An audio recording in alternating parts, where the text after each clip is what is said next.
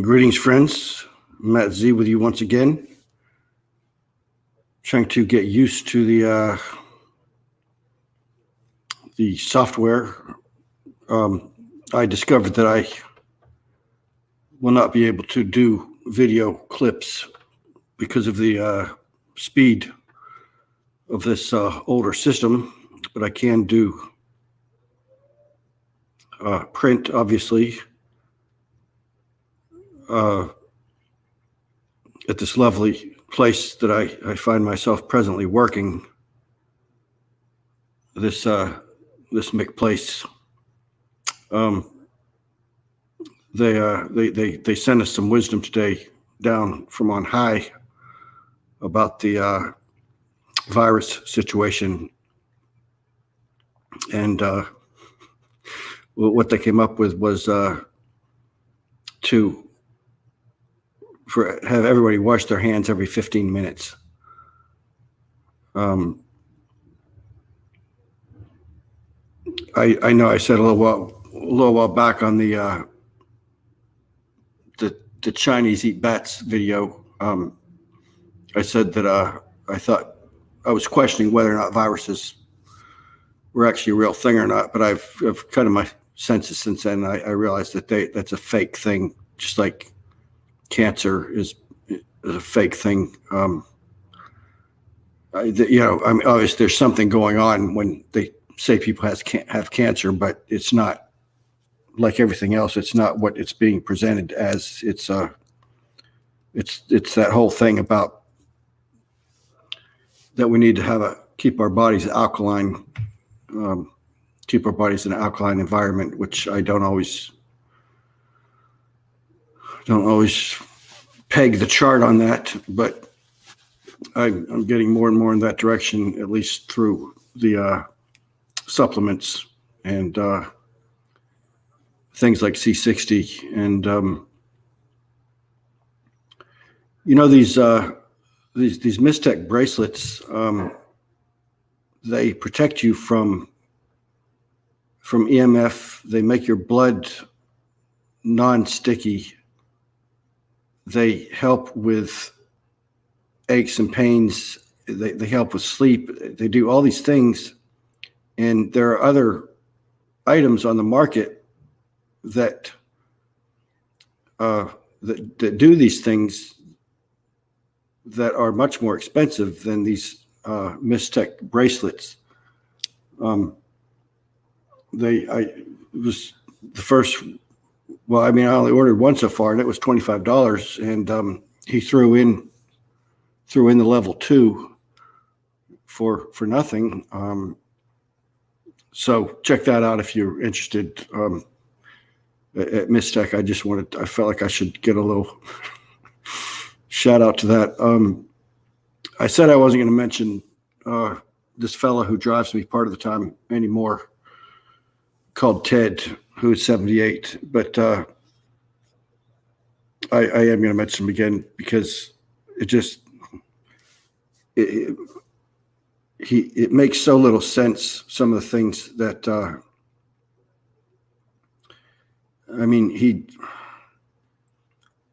he listens to all the mainstream news, and he reads history. He's always telling me about something about Napoleon or Ben Franklin or Patton and all that kind of stuff, and who knows how much, if any, of that is true.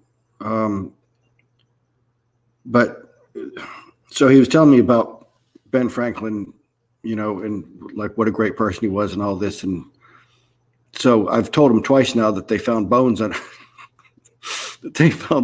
underneath his house. I have to remind him.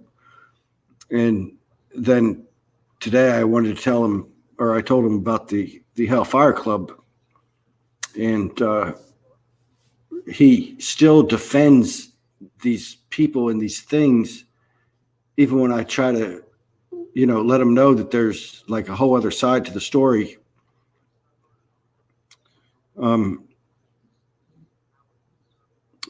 So anyway, I guess I have to actually be looking at this thing. I can't be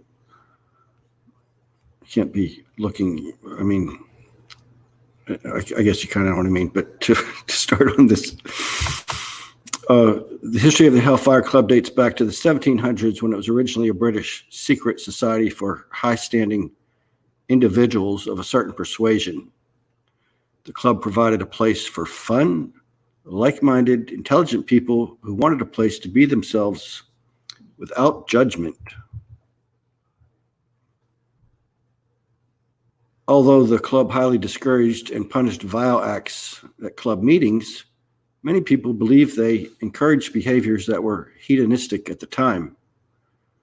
Ironically, the club and its founders, such as Sir Francis Dashwood, sounds like somebody on the Beverly Hillbillies or the Flintstones, involved themselves with the church, prayer sessions, and abbeys.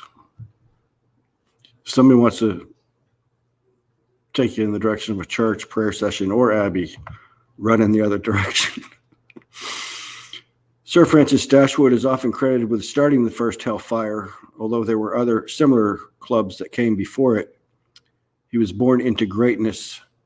As the only son of his namesake father, the first baronet, he was handed the title 11th Baron Lee Dispenser. While at Eton, he met and befriended William Pitt the Elder.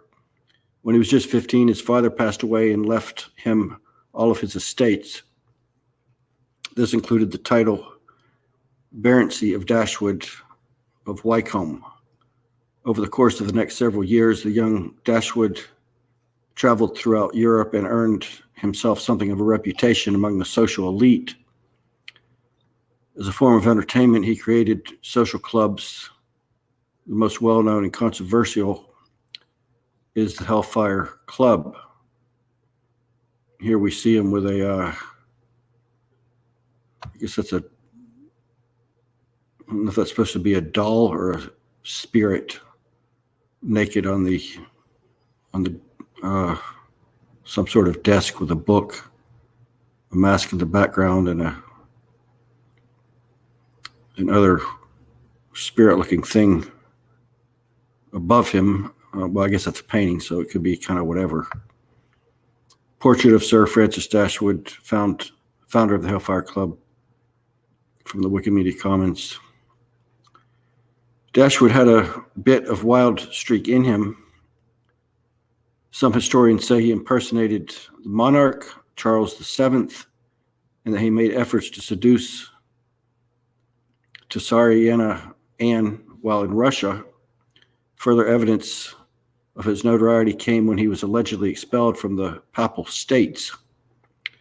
His travels had a serious side to them as well. Dashwood took in the sights and culture of France, Germany, Italy, and Denmark when they weren't shut down for coronavirus. Then he used these experiences to create a specific club in 1733. He called this the Society of Dilettanti and sent invitations to 40 prospective members. The club still exists today, but was originally geared to encourage and develop an interest in classical art and fine dining. Ancient secret order of the mystical Rosicrucians, Dashwood was spurred by this success, and in 1744 founded another club that had a much shorter life. The new club was dedicated to those that had visited or had an interest in the Ottoman Empire. When I was growing up in the 60s, 60s and 70s, they used to have something called hassocks back then, and it's also a some people called them an ottoman. It had I think it had 5 legs, and it was kind of a footstool and kind of something you sat on. And I remember when I was about 3 years old, we would write dirty words underneath it. And The F word was under there.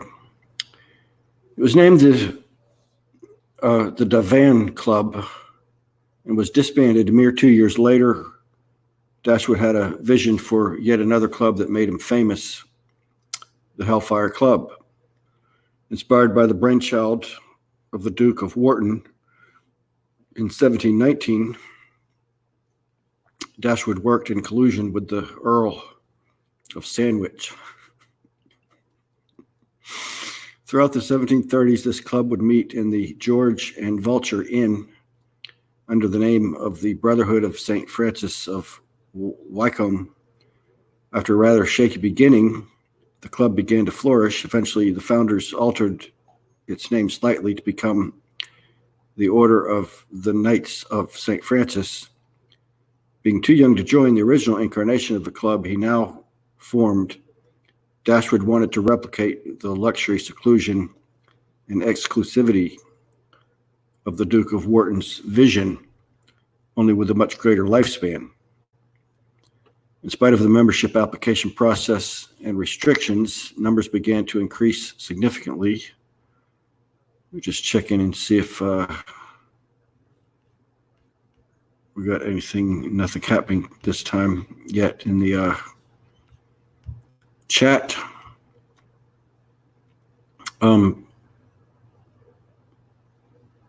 Dashwood quickly realized that an alternative venue, a much bigger one, was needed to cater to the increasing membership. 6 miles from his home in West Wycombe stood the ruins of Cistercian Abbey. Dashwood thought this would be an ideal location for the club's new meeting place.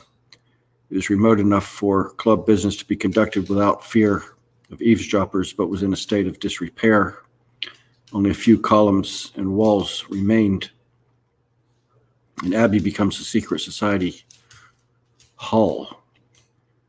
With the help of architect Nicholas Revitt, Dashwood began renovating the structure. A cloister of half a dozen arches were added, along with the new tower. Beyond the cloister would sit a common room or chapter where the glare of light was judiciously excluded by the pleasing gloom of stained glass coronets and portcullises. Giuseppe Borsni was contracted to decorate the ceilings with fresco paintings. Giuseppe was the name of a pizza joint that was right beside Three Brothers from Italy, where I worked at the beach in Ocean City, New Jersey when I was 15. And it was kind of like that rival on, I don't watch anymore, but Jimmy Pesto, I think is the name of the guy across the street from Bob on Bob's Burgers. And they have like this rivalry, but yet they have a relationship. And that's exactly what this pizza place that was beside the pizza place that I worked was like. They both kind of acted like they hated each other and all this, but yet there were certain things I'd see them talking about or kind of joke about in a way, because it's like you're on the boardwalk in the summertime, so it's like not like anybody's getting anybody else's money, But I had gone there to, I guess I think about that sometimes because I live on the coast now in South Carolina. And what you think about the beach, and on one hand, is not at all, what it's like to live there. It's just life, Matter of fact, this last summer I only went up to the sand once.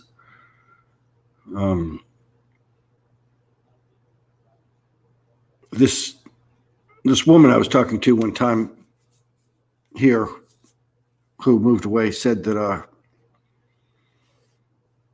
she didn't really understand why people were so crazy about the ocean, because it's like a very angry thing, and it is. But I guess it's the there's a solitude to the sand and to the.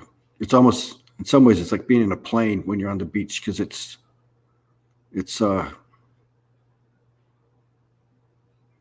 well, there's more air at the on the coast than there is other places. That's one great thing. That's probably has a lot to do with the attraction.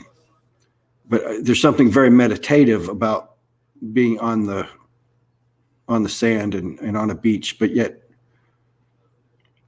it's maybe it's the clash of the two things of there's like a solitude there, but it's also annoying if there's any wind to speak of, and all of that. So it's kind of a strange thing in a way. Continuing twice a year, a meeting of members took place. Reports vary as to when this occurred, but it may have been in March, June, August, or early October. Well, that about covers the prior sent invitations that asked everyone to wear costumes, a requirement for all attendees. The meetings were recorded in 1779 in a book called Nocturnal Revels. Every member attending would be allowed to eat well and enjoy the company of cheerful ladies of lively dispositions. Costuming. I've talked about that before. I can't stand it at any time for any reason. Period. End of story.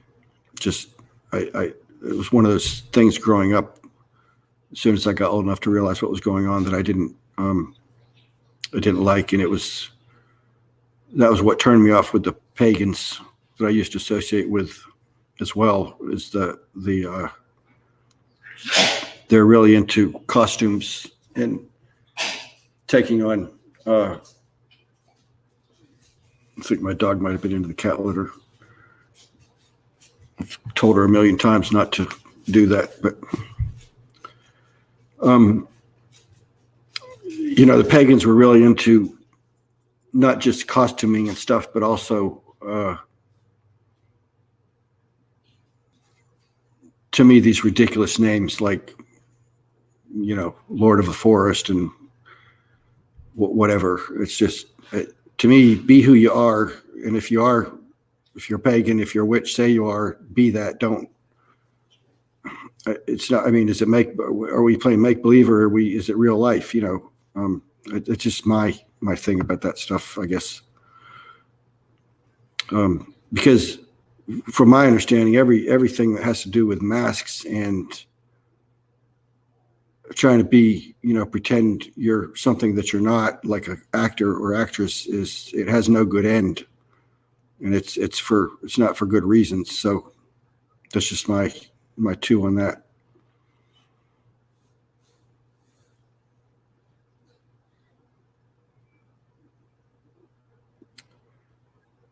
Costume ball of lordships.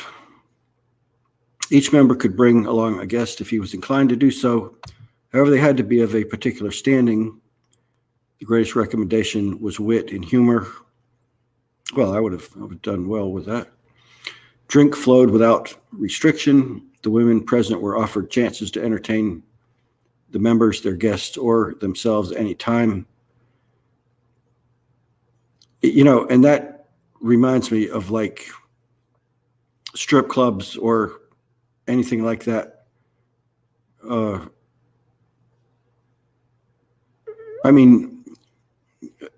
to say that it would be impossible for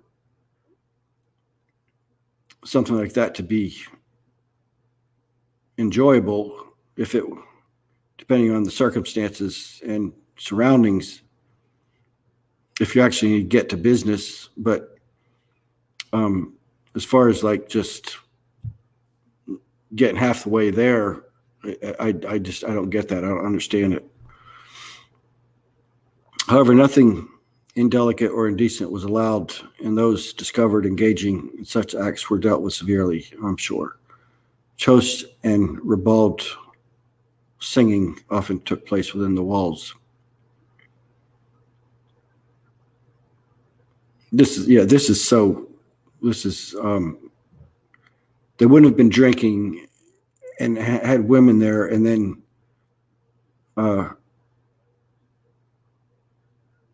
they're saying the women were there to entertain them, their guest, or themselves. However, nothing indelicate or indecent was allowed. That, yeah, right. Secret ceremonies after the meeting. Once they concluded the meal, a dozen members and the annually elected abbot performed a religious ceremony upstairs and out of sight of the others.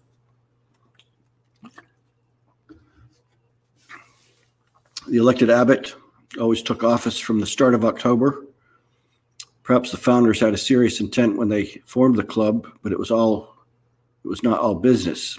One famous account details a practical joke played on Lord Sandwich.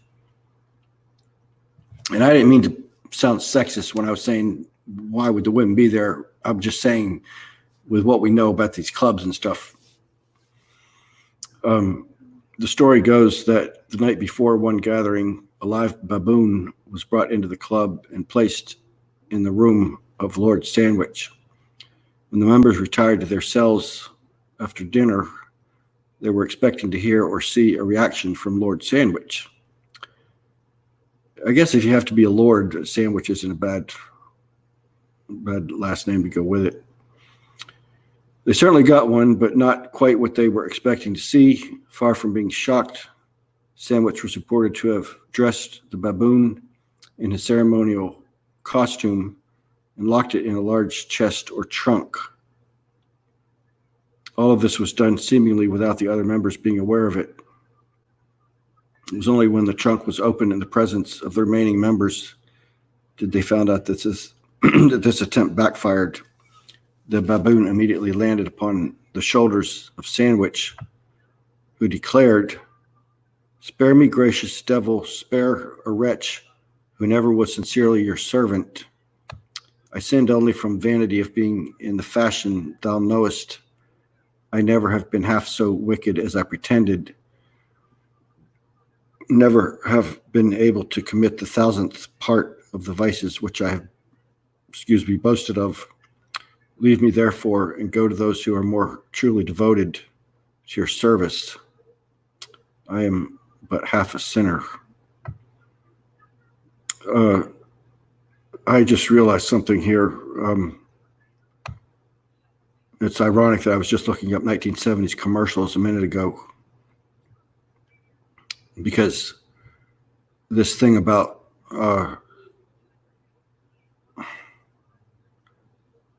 a baboon was brought into the club and placed in the room of Lord Sandwich.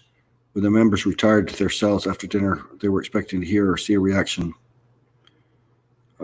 There was this commercial that I put into a bumper one time on a web board that I was a part of.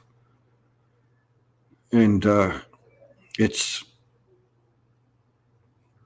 was a commercial from the 70s. It was about a suitcase, and there was a baboon that throwing the suitcase all around and it's showing that the suitcase didn't open from all this treatment from the baboon.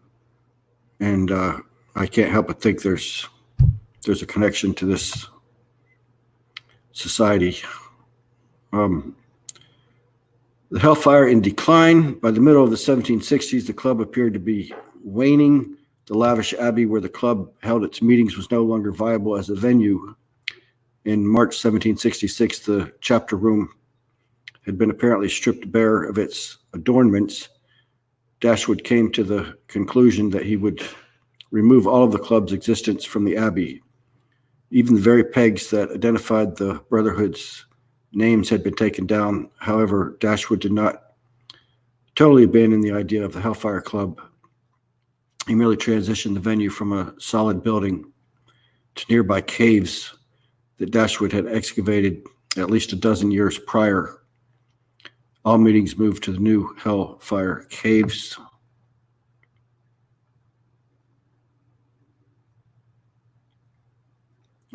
Perhaps it was this very act that made the name of the Hellfire something of a byword in debauchery, with an already exclusive membership roster switching venues to a dank cave might have suggested that the administrators had something to hide. Those looking in from the outside could be guilty of allowing their imaginations to run away with them. Images of grown men sitting in the dark Hellfire caves wearing hooded or caped costumes tend to hint at satanic worshiping or black masses.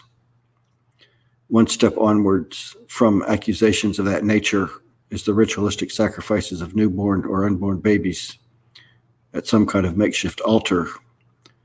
There was very little evidence of such activity. However, there is a better chance that some kind of religious ceremony did take place on a regular basis. Right, again, yeah, I'm sure. Rumors of what took place at the meetings, the modern-day image of the Hellfire conjures images of wickedness. However, contemporary reports suggest that the purpose of this club was to enliven the so-called dull Sunday traditions. Perhaps additionally, it aimed to educate members in knowledge or abilities that they had little of. That didn't stop gossip mongers from having their say. According to such people, the club scorned religion, foul vices were the pride of the group, and the clergy was subject to their derision. Their assumption was that religious parodies occurred at the club. Maybe it was natural for some to conclude that Dashwood and his members were devout Satanists. Perhaps he was aware that he was being pigeonholed as such and used this as a means to an end. That was something else when I told this fella about them finding bones under Franklin's house. He said, well, I'm sure he probably wanted to experiment or something like that. And I'm like, yeah, but there was no official, trail of why they were there or anything. It's like, not that I'm trying to wake this guy up, but just my general nature of being the whole truth, nothing but the truth, to the best of my ability, and cutting through crap and being blunt. The reaction I get from people, it's like there's a brick wall. I see it's like I can see the virus, the program, the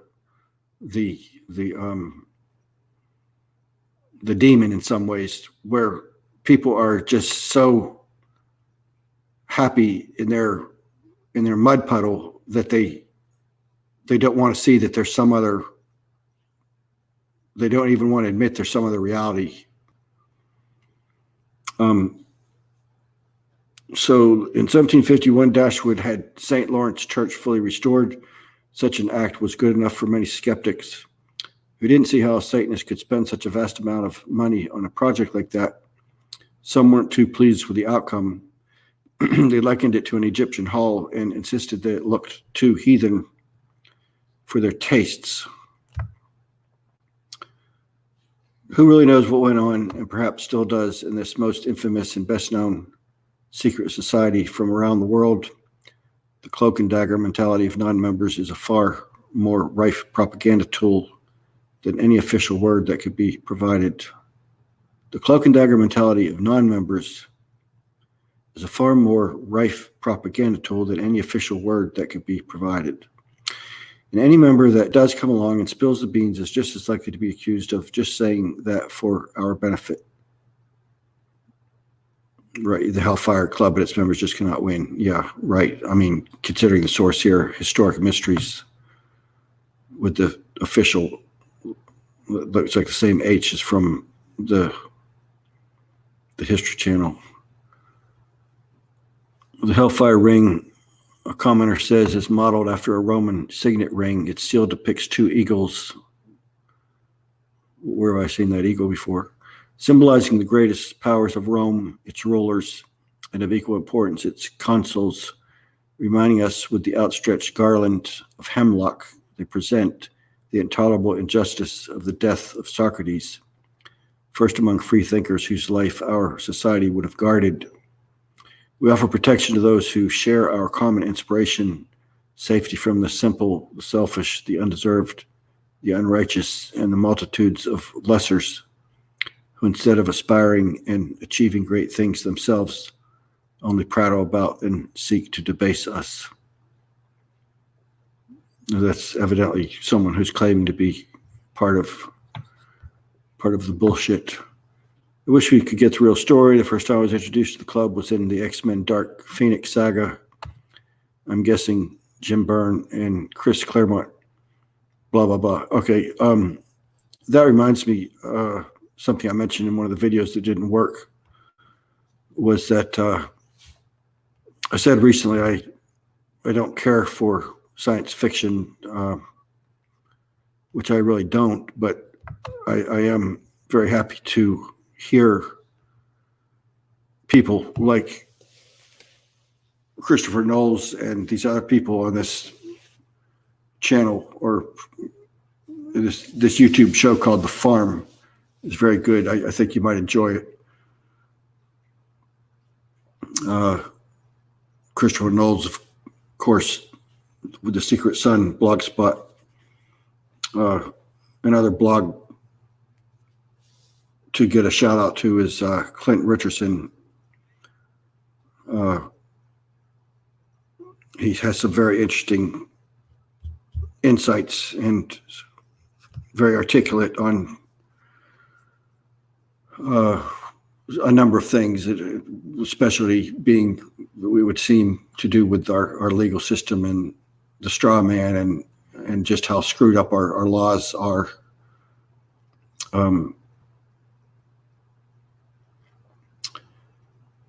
So yes, I think that will do it for now. Thank you for joining me, and I will talk to you soon.